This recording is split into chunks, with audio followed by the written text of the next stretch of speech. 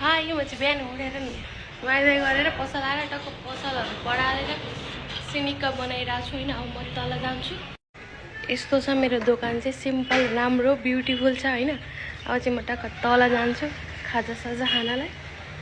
हामी चाहिँ उतो घरमा खाजा खान्छौँ खाना खान्छौँ। त्यही छ हाम्रो किचन। मम्मीहरू बाहिरै हुन्छ। म चाहिँ जाँदैछु। यहाँ छ मेरो पसल चाहिँ। हाम्रो घरमा चाहिँ भालेहरू पनि छन्।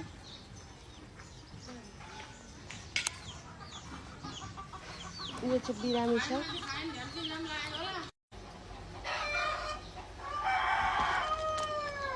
मैले चाहिँ खाना पनि लिइसकेँ। यो चाहिँ आलु भुजरी, यो चाहिँ दाल, यो भात है।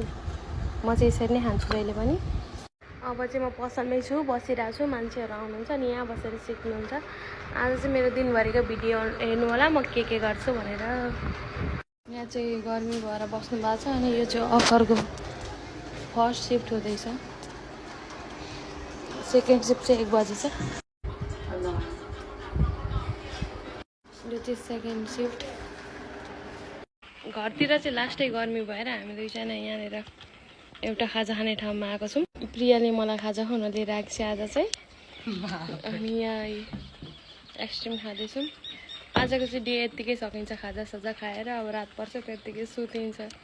तर गर्मी चाहिँ धेरै नै छ बेलटारमा। उतातिर कता कता हो कहाँ बेलटारभरिकोले हेरे पनि बेलटारभरिकोलाई त गर्मी छ भन्ने थाहा छ नि त मलाई होइन।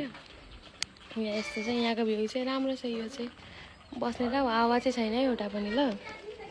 हाम्रो चाहिँ चिउरा आयो। अब अरू खानेकुरा आउँछ नि हामी खान्छौँ। अनि घर जान्छौँ। Bye bye. Thank you for watching.